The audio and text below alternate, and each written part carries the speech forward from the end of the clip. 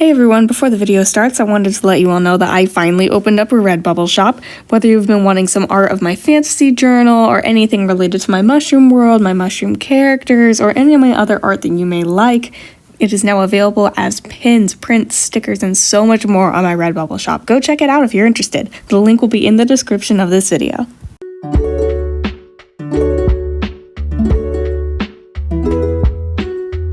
Hello everybody, I am finally back. I'm finally recording YouTube videos again. If you couldn't already tell by my absence on social media, I've been very busy with school, as well as working on editing several YouTube videos. And today I'm opening another SmartArt box. So this is the January box that I'm opening today. I just moved back into my dorm a week ago and I realized I have no memory of where I put my knife.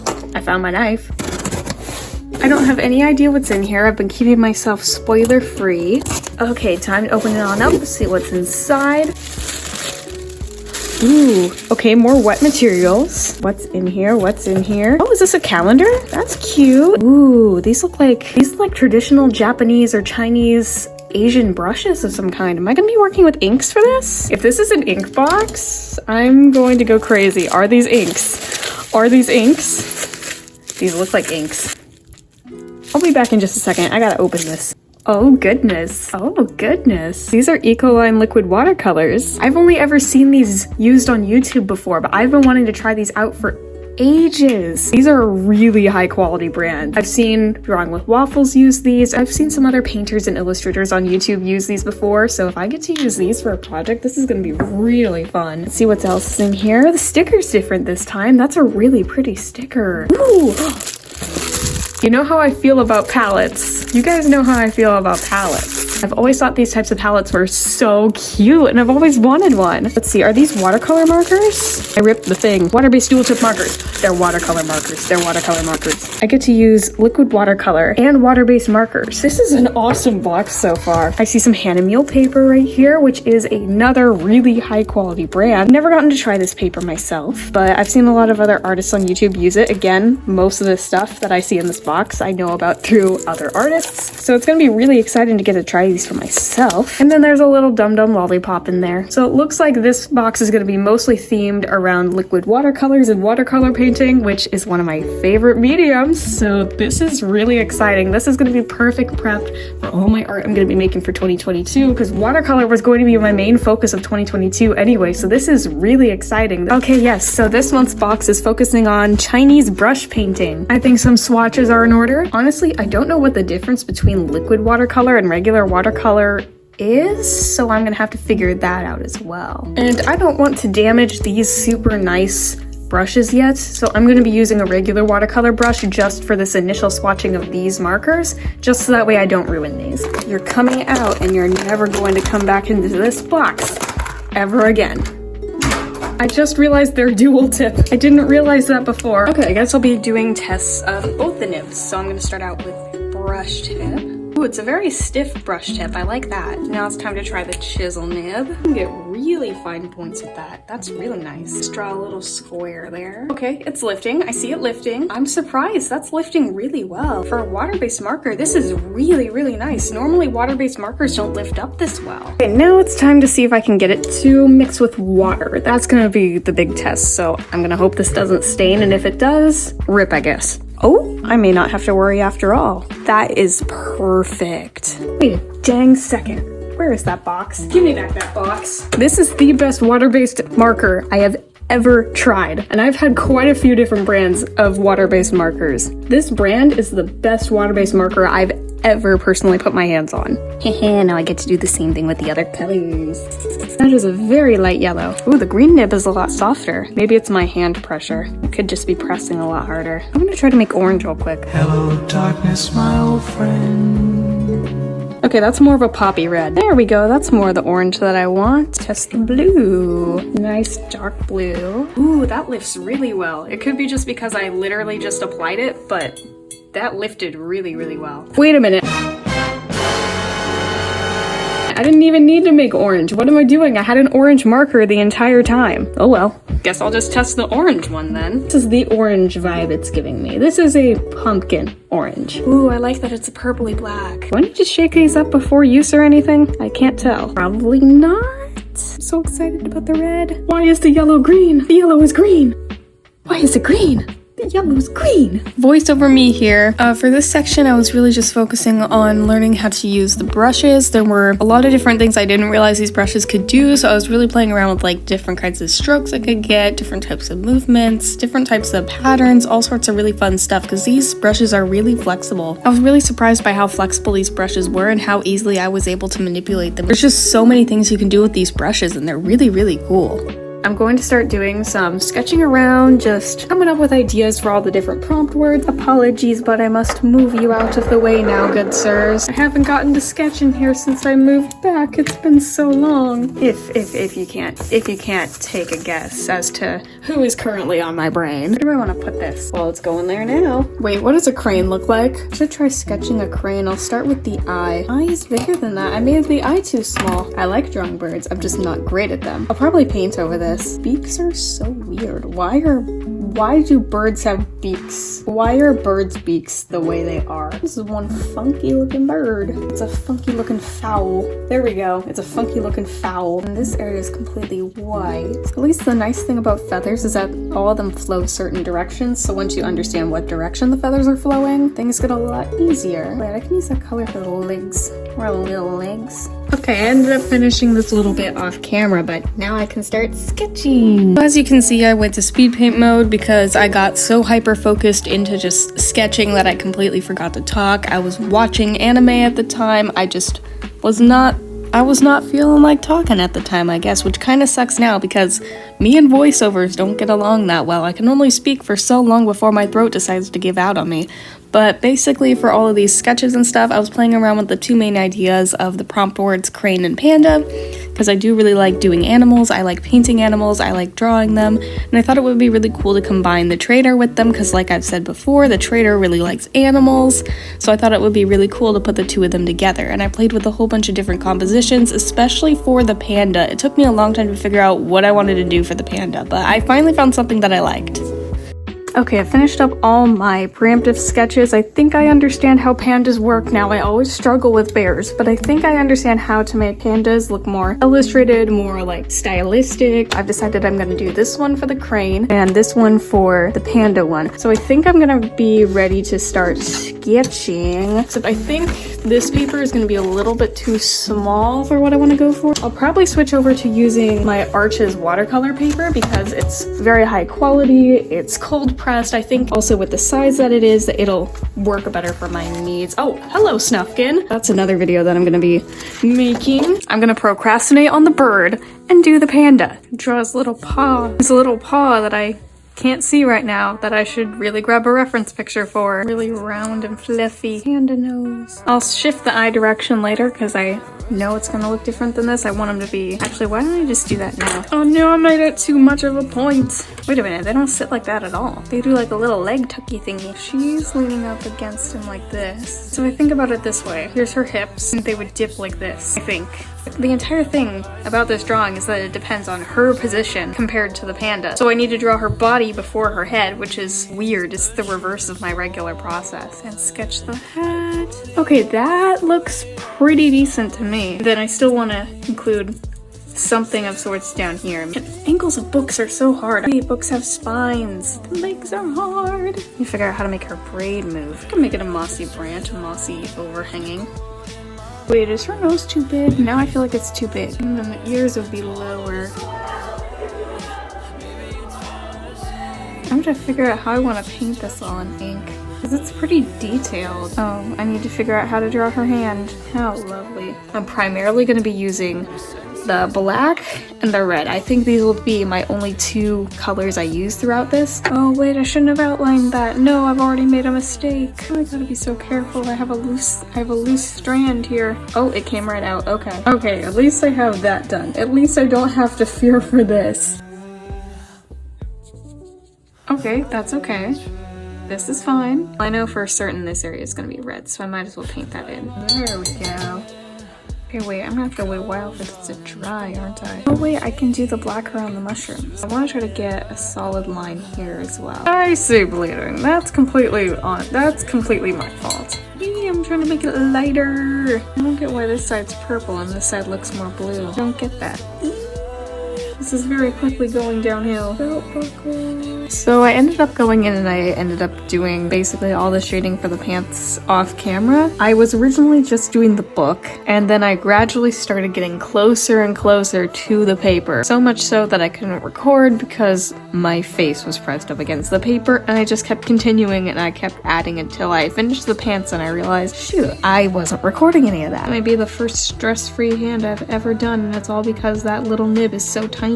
Ah, no, I screwed it up. You better not fail me when I use you. I'm so scared about her face. Long thick line here. I'm so worried I'm gonna smudge it.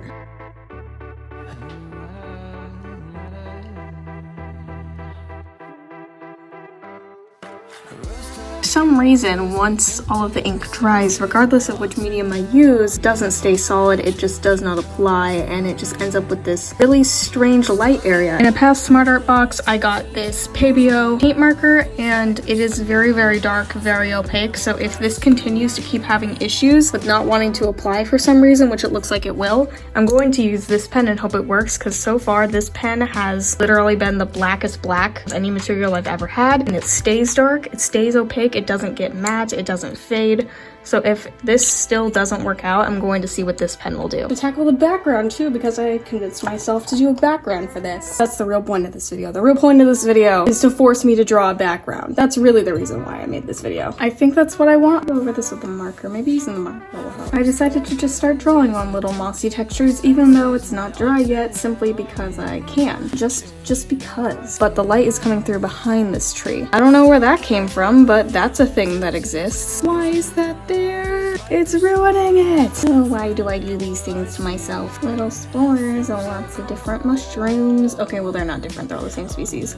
But lots of little mushrooms. Now I just need to figure out how to do bamboo. Wait a dang minute, I could have drawn mushrooms on there. I could have drawn mushrooms on here. I could add mushrooms to this. I did it. Oh, I'm so excited. That looks good. Yes, trees. Now that I'm darkening these trees a lot, it's looking a lot better. What is happening there? What is this? Huh? What is this? Oh, there's a brush hair there. I didn't want that. Didn't ask for that. What does bamboo look like? Bamboo doesn't have the little... It doesn't have leaves? I thought it had little leaves on it. No, it does. It has little leaves. Man, bamboo is weird shaped stuff. A little tiny background piece of bamboo. Oh, how cute. Ah, I finally finished it and my hand is dead. I guess I'm just gonna keep torturing my hand until I finish this. A little bit more of the background. So now I'm working on the mushrooms, which are finally dry. So many little tiny dots. Need to remember to draw the stipes. I keep forgetting. This is the last one. I just have to make tree bark look interesting. So if I just make everything look like trees in the background, then it should all work out. Oh, did I finally finish? I think I'm good to move on to the next one. I did this sketch. Compare this to the size of my hand. My hands are tiny. She's tiny. I know for a fact there's no way I'm gonna be able to get the amount of detail that I'm needing with the brushes that I have. So I believe what I'm gonna have to do is I'm gonna have to bring in some fine liners, and I'm gonna need to do some line art around the facial area just that way I can get those features in there. I'm gonna bring back the black and the red, but I'm also gonna be using the blue and the yellow as well as all of the markers, and this one's gonna be a full color painting instead. And I'm going to be starting with the background since I'm going to have to work all the way from the back up so that way nothing bleeds through. Because that was my problem with the first one, which I'm glad I did that as a first run. Because now I know.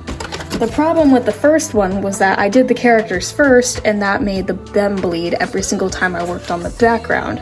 So if I work on the background first, then I shouldn't have that problem.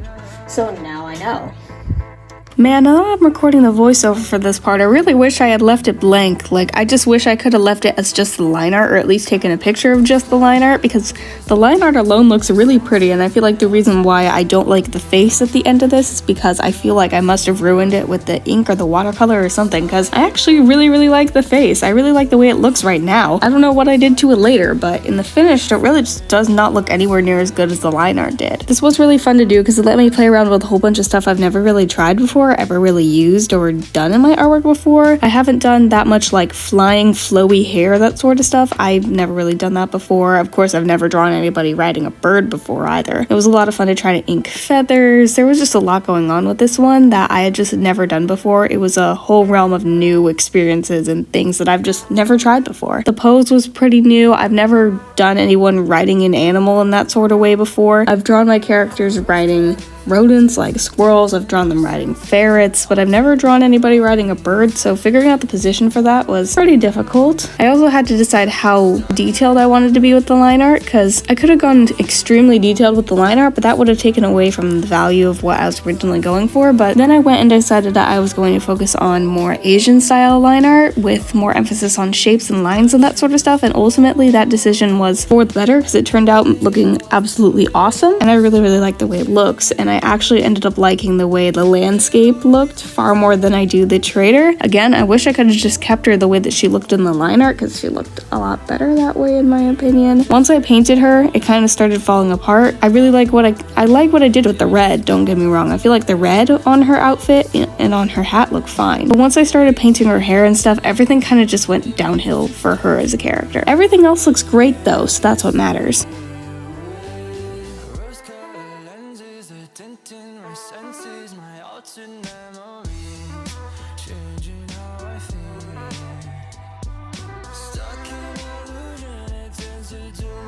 I decided I needed more than just trees, so now we're adding a mushroom field. Do I need to do all the trees over here too? No! I finished that. Now I just need to do all of the stems and all of the little dots. They're so small, they're just so tiny. There we go. I need to paint the legs. Yeah, that's what those are. Those are legs.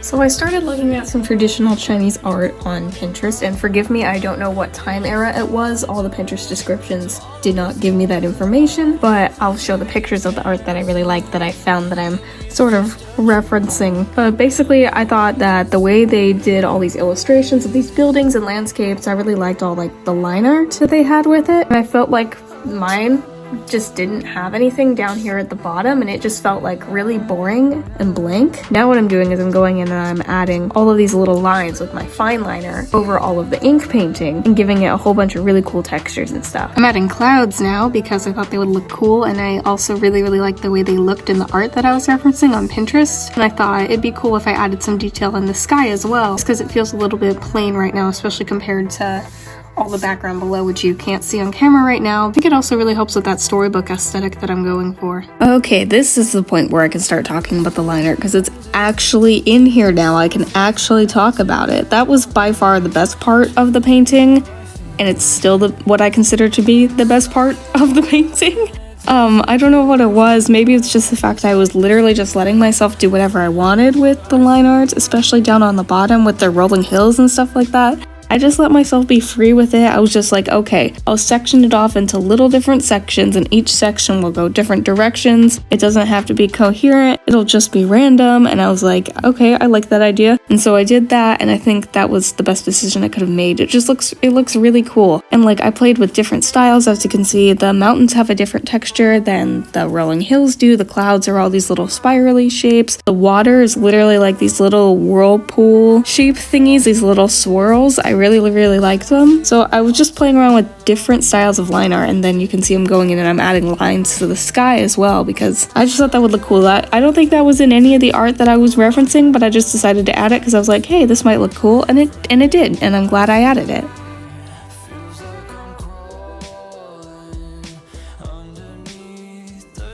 Okay, this one's done. Here we have the crane. I added lines along the sky. I wish I had kept them more like symmetrical, I guess. I wish I had kept them more spread apart like I did with down here. Up here they feel like chaotic. They feel like they run into each other, and I just don't like it as much. I wish I could have kept it the same as I did down here, but it is what it is now. I can't really change it, but I really like it. I really like all the textures and little designs I was able to add in there. I think it's really cool. I think it really helps emphasize the Chinese art style I was trying to go for with this piece. Handle one, which is right here, two completely different pieces, but experimenting around with different things, and I'm really happy with both of them. So yeah, we have that. Then of course, all of the watercolor inks, which again were awesome. I really like these. These are so nice. They're so pigmented. I absolutely love them. I'm definitely going to be using these again. And what else was in the box? The markers, where'd they go? Got all the markers here. Again, these markers work great. I really like them. They're really water soluble. They work great as a paint. They work great as a marker, and I really enjoy using them. And then the other thing in the box were the paintbrushes, which I didn't end up using this one. I only ended up using 2 of them, which honestly is okay. I've used this one quite a bit, but that was everything in the January 2022 SmartArt box. So again, thank you SmartArt for sending all this stuff to me to try out and review and test and make some cool art with, and I'll see you all in the next one. Bye!